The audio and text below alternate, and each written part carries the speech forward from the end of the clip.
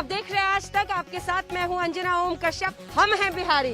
नमस्कार, मैं हूं श्वेता सिंह और हम हैं बिहारी। इस नाम में ही बहुत कुछ छुपा हुआ है। छुपा हुआ ये है कि बिहार के चुनाव हमेशा है अंजना दिलचस्प होते हैं, अनप्रिडिक्टेबल होते हैं। लास्ट दिन तक आप नहीं बता सकते हैं कि हवा किस ओर की बह रही है, लेकिन अगर उस क्षेत्र को जानने वाले, उस क्षेत्र में रहने वाले अंजना लोग विश्लेषण करते हैं तो उसकी बात थोड़ी सी अलग होती है। जिस मिट्टी से आपकी पहचान हो वो मिट्टी आपको खींच ही लाती है, लेकिन यहाँ पर जो चुनावी शोर है वो देश के कोने कोने में पहुंच रही है और वो चुनावी शोर हम आप तक पहुंचाएंगे। बिहार विधानसभा के बाहर से आज हम ये आगाज कर रहे हैं। कल से न जाने कहां कहां हम लोग होंगे, क्योंकि मैं राज तिलक करने के लिए अलग जगहों पर जाऊंगी और आप रिपोर्टिंग के लिए अलग जगहों से हम जुड़ेंगे। बिल्कुल, बहुत अलग अलग जगहों पर गई भी हूं अभी तक अंजना। बक्सर, आरा, इन सारे क्षेत्रों से हमने रिपोर्ट दिखाए हैं। आज से आपने हल्ला बोल की शुरुआत यहां से कर दी और राज तिलक की शुरुआत अब यहां से होने वाली है। अद्भुत है नजारा यहाँ पर। किसी को मास्क के साथ देखा है आने के बाद आपने? बहुत कम लोग। आप उंगली पर गिन चुन के लोगों को, कई बार तो अभी भी लोग सेल्फी और फोटो की बात कर रहे हैं तो खुद ही डर लगता है कि कोरोना के इस वक्त में जितनी सावधानी बरतने की जरूरत है वो बिल्कुल नहीं। और इसीलिए श्वेता, हाँ। आज मैं पहुंची तीनों जो बड़ी पार्टियां हैं उनके दफ्तर, बीजेपी, जेडीयू, आरजेडी। और पार्टी दफ्तर में जाकर मैंने जब माइक लगाया तो एक नेताजी को मैंने कहा कि मास्क क्यों नहीं पहने, तो जेब में। मैं कहा तो जेब को थोड़ी जरूरत है कोरोना से बचने की, आपको यहाँ मास्क पहनना चाहिए। और सांस फूलता है, जबकि यहाँ सब गमछा पहनते हैं। हाँ। गमछा नाक तक नहीं आएगा।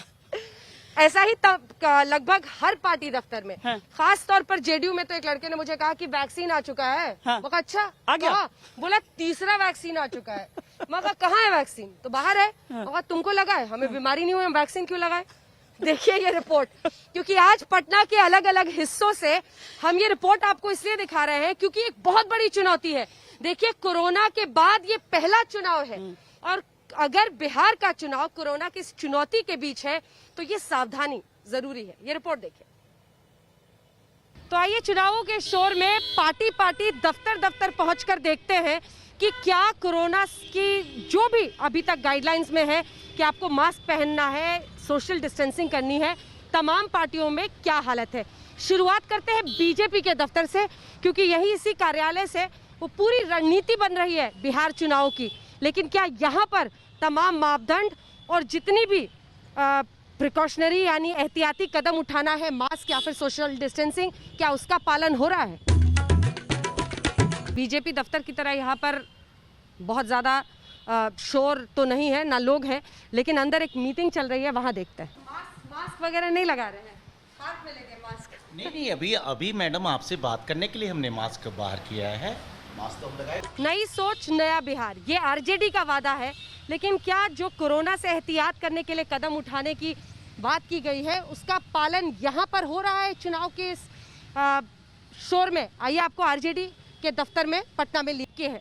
ये अब बारी है जेडीयू दफ्तर की। आइए यहाँ पर आपको लिए चलते हैं। आप लोग मास्क वास्क क्यों नहीं पहन रहे? मास्क रखे हुए हैं। कहाँ रखे हैं? क्या बगली में है? हाँ? बगली में है। जेब में? तो जेब को थोड़ी मास्क की जरूरत है। अरे दिन भर तो लगे ही रहते हैं मैडम। तो दिन भर लगे रहते हैं। अभी देखिए अब मिल भी नहीं रहा है, जेब में मिला रुमाल, मिला मास्क नहीं है। मास्क है। देखिए वो तो देख के पहन लिए फट सा। दिन भर पहनने से थोड़ी होगा, हमेशा पहनना होगा। आप लोग भी मास्क वास्क नहीं पहन रहे हैं? पहन रहे हैं। अभी अंदर में हम लोग खोल के रखे हैं। अंदर रखे हैं तो टेबल कुर्सी को थोड़ी मास्क से बचना है, कोरोना से तो आपको बचना है। बचना है, अभी तुरंत खोल के रखे हैं जस्ट। आपको देखते देखते बात करते वो तीनों तो कोरोना खत्म है। क्या क्या कोरोना मास्क नहीं पहन रहे? मास्क नहीं पहन रहा है। क्यों? कोरोना का भाग गया? डर नहीं है? ऐसा कुछ नहीं है, कोरोना का डर नहीं है। लेकिन हमेशा सरकार की तरफ से कहा जाता है, सरकार के आम लोग को भी पता है कि मास्क और सोशल डिस्टेंसिंग रखनी है, वो नहीं हो रहा है। क्यों? मास्क है, पॉकेट में लिए हुए हैं, पहनेंगे। तो पॉकेट से क्या होगा? बचाना तो मुंह को होता है मैम, इसीलिए थोड़ा सफोकेशन होता है, इसीलिए नहीं पहन रहे। आप भी नहीं पहने मास्क? कब? अभी गर्मी लग रही है। बिहार में चुनाव है और ये कोरोना की चुनौती के बीच है। पटना की एक शाम सिर्फ ये तस्वीर आप तक पहुंचाने के लिए कि क्या वाकई लोग उन सावधानियों को बरत रहे हैं जिसमें मास्क और सोशल डिस्टेंसिंग रखना है।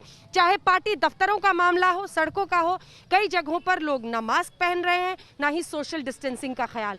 और इसी के बीच ये सवाल कि आखिर देखिए जब जैसे जैसे कैमरा जाता है हर कोई मास्क पहनने लगता है।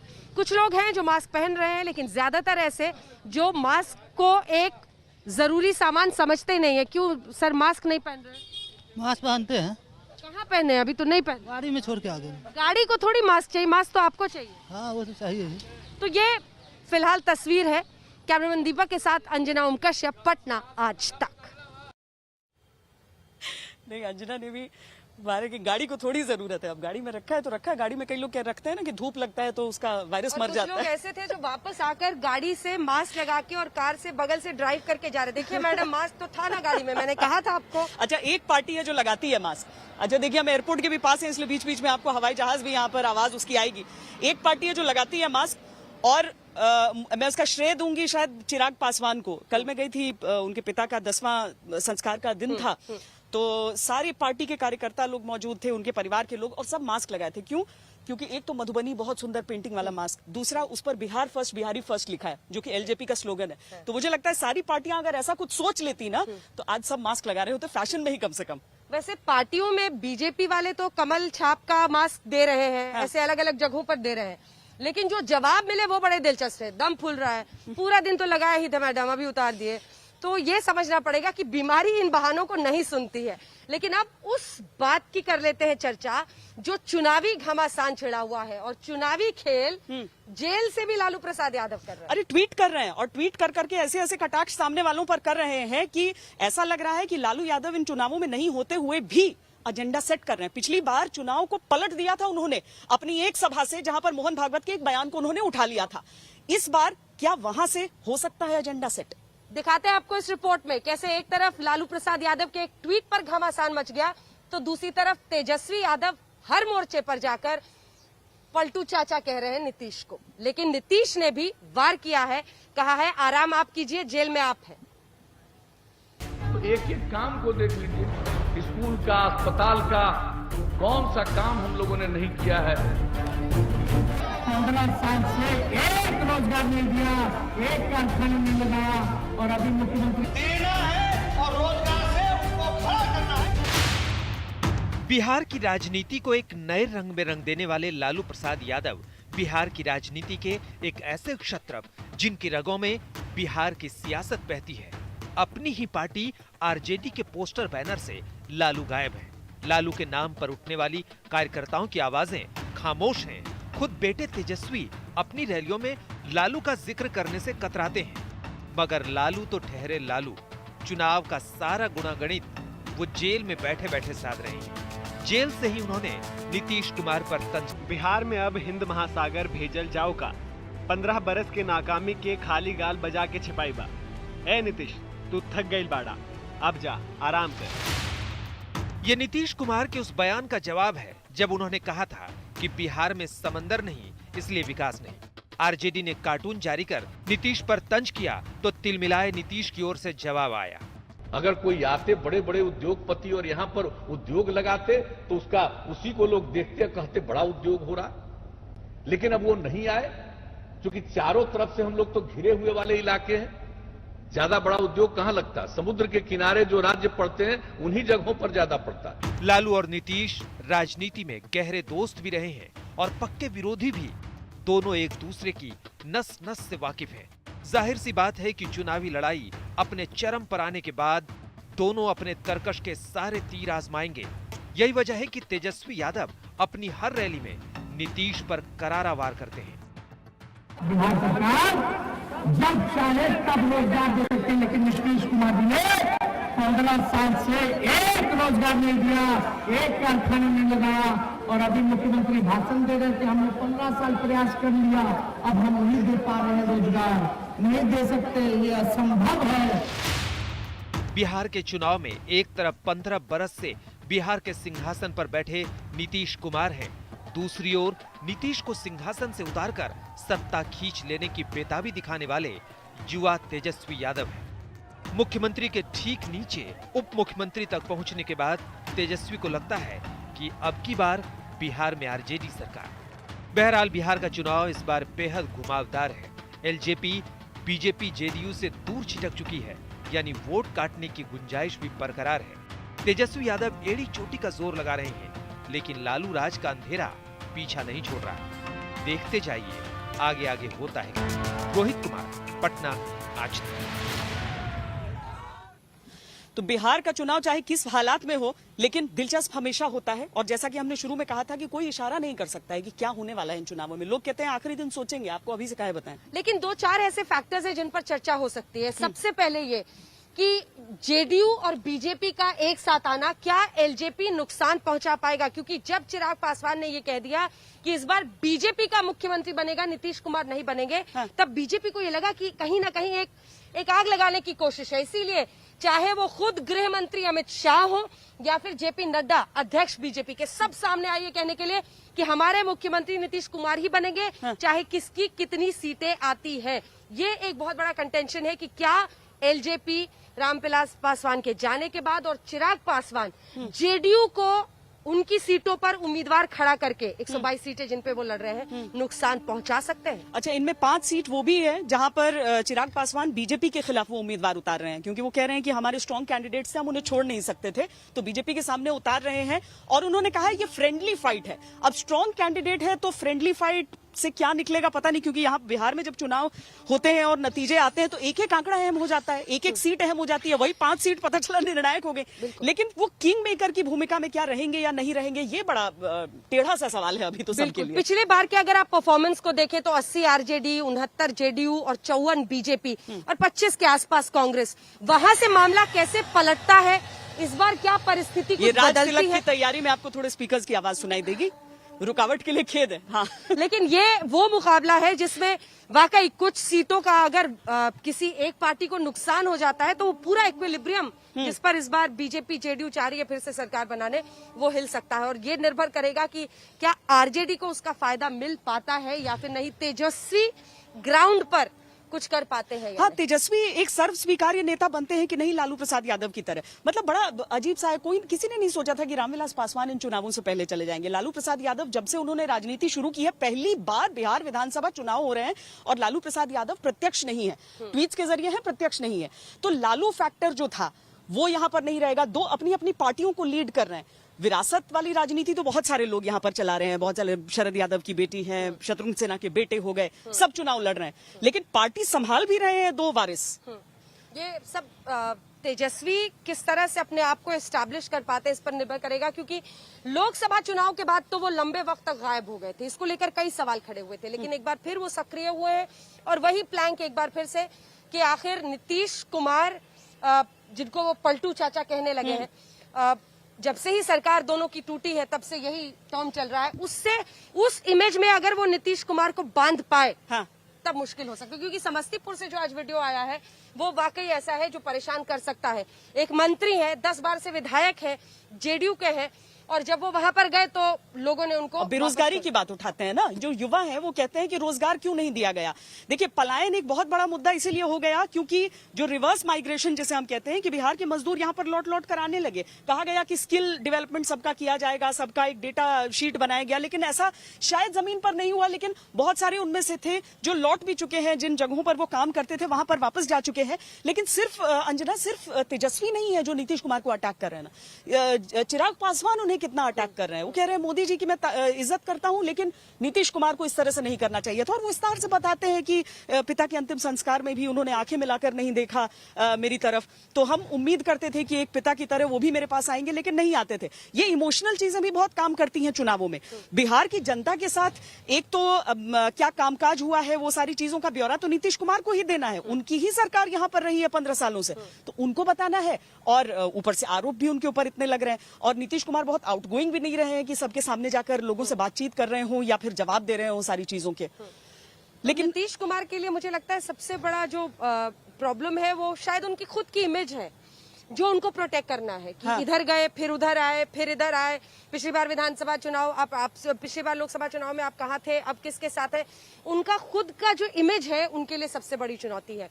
लेकिन बीजेपी पर अगर वापस आए तो महाराष्ट्र में जिस तरह से शिवसेना के साथ उनके रिश्ते खराब हुए, यहाँ पर कम से कम वो बार बार क्लैरिटी के साथ, अभी संजय मयूख आए हुए थे हमारे शो में, वो भी यही कह रहे थे बार बार कि नहीं, हमारे मुख्यमंत्री नीतीश कुमार, यानी कहीं पर कोई कंफ्यूजन इस बात को लेकर दरार बीजेपी इस बार नहीं छोड़ना चाहती। लेकिन कुछ लोग कहते हैं कि एलजेपी को वो इसीलिए वहां पर खड़ा किया गया है अलग, ताकि बीजेपी का अपना गेम प्लान है कि जेडीयू को एंटी इनकम्बेंसी का सामना करना पड़े तो उसका फायदा शायद एलजेपी को मिल जाए।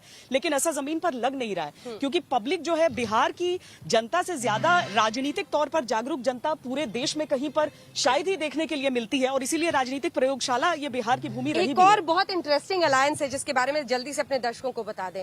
उपेंद्र कुशवाहा आरएलएसपी वाले, उन्होंने इस बार अलायंस किया है असदुद्दीन ओवैसी, बीएसपी, मायावती, ऐसा एक उन्होंने अलायंस बनाया है। हाँ। और कहा है कि ये वो सेक्युलर अलायंस है जिसके बलबूते हम अपनी, और आप देखें तो पिछले चुनाव में एलजेपी से better player RLSP Kushwaha vote bank की वजह से एक गठबंधन उपेंद्र कुशवाहा थे। आज ना दूसरा गठबंधन जो है पुष्पम प्रिया का, वो गठबंधन भी अचानक, वो तो कह रही है कि मैं तो सीएम कैंडिडेट हूँ, मैं बनूंगी यहाँ पर। और तीसरा गठबंधन देख लीजिए पप्पू यादव का उनके साथ चंद्रशेखर। पप्पू यादव के बारे में अगर पटना की सड़कों पर आप बात कीजिए तो हर किसी के पास एक न एक राय उनके बारे में जरूर होती है। कोई कहता है बाढ़ में आए थे काम करने, कोई कहता है ये, मतलब उनकी वो चर्चा में तो है, ये मानना पड़ेगा। हालांकि मैं आज गई थी उनका प्रेस कॉन्फ्रेंस, क्योंकि नामांकन उन्होंने दाखिल किया था अपना, तो मैं गई वहां पर, उनका प्रेस कॉन्फ्रेंस भी उनकी चल रही थी, उसमें उसके बाद उन्होंने बातचीत की है हमसे, और उसमें उन्होंने इक्वली निशाना साधा है लालू प्रसाद यादव की राजनीति पर और प्रधानमंत्री नरेंद्र मोदी की राजनीति पर, दोनों पर इक्वली निशाना साधा है। क्या क्या कहा है दिखाते हैं। बिहार की राजनीति को समझना अच्छों के लिए मुमकिन नहीं होता है, और बिहार के चुनाव जब हो तो कोई भी ऐसा नहीं होता है जो पहले से ये तय कर दे कि ऐसा होने वाला है। पप्पू यादव हमारे साथ हैं। कैंची इस बार क्या काटेंगे? देखिए, कैंची तो डॉक्टर का भी काम है, कैंची दर्जी का भी काम है, कैंची नाई का भी है। यहाँ आपकी पार्टी और वो कैंची और वो वोट है सामने। सर, वोट जो है वो आप जानते हैं हिंदुस्तान में इमोशंस के साथ उसका रिश्ता है।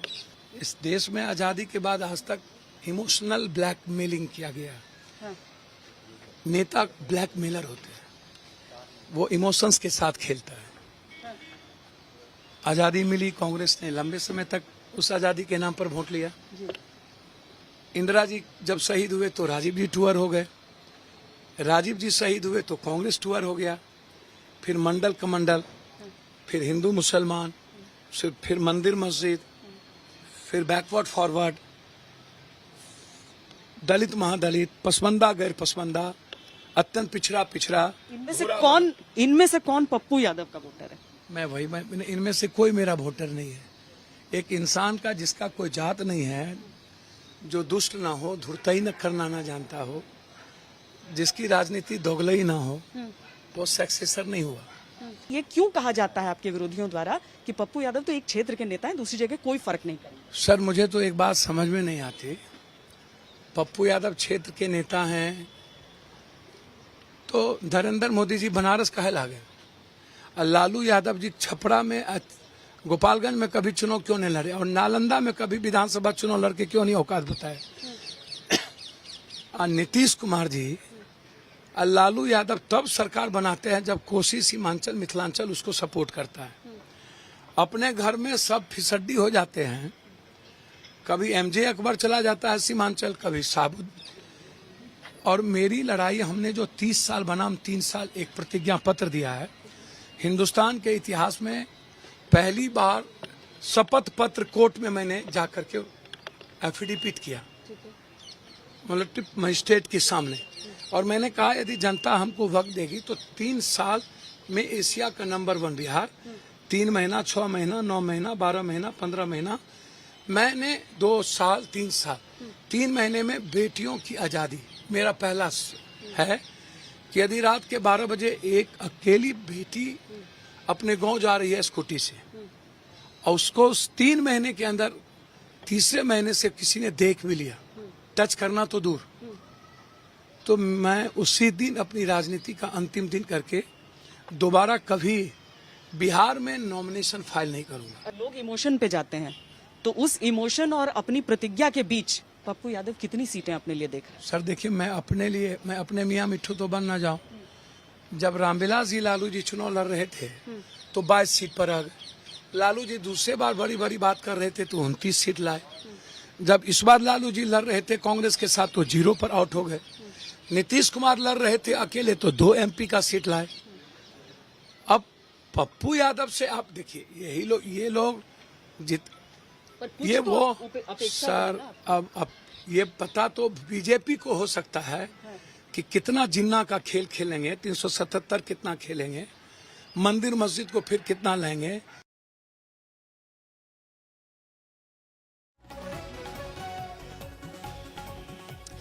तो जिस तरीके से पप्पू यादव ये सारी बातें कर रहे हैं उसमें कॉन्फिडेंस तो उनका दिखता है, लेकिन वो ग्राउंड पे कितना दूसरों के लिए कर पाएंगे, क्योंकि उनके जो विरोधी हैं वो उन्हें भी वोट कटवा ही कह रहे हैं। हालांकि पप्पू यादव कह रहे हैं मैंने जमीन पर इतना काम किया जो कि उन्होंने किया पटना के इलाकों में, खासकर अंजना कम से कम बाढ़ के दौरान भी, और आपने तस्वीरें भी देखी होंगी, अक्सर वो लाइव बैठते थे और कुर्सी बीच में पानी के बीच में ही लगा कर बैठते थे।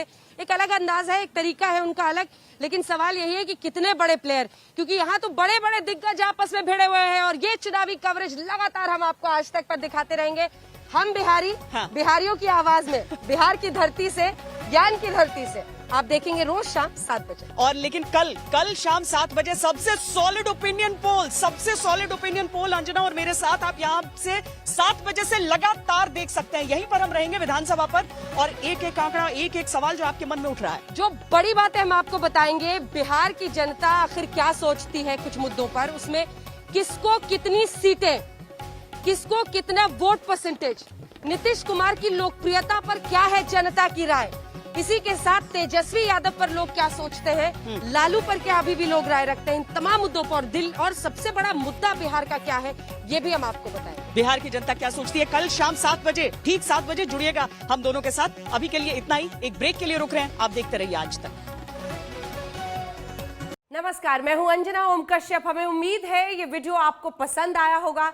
लेटेस्ट खबरों के लिए यूं ही देखते रहिए आज तक, और इस वीडियो के पसंद आने पर लाइक, शेयर एंड सब्सक्राइब करना ना भूलें।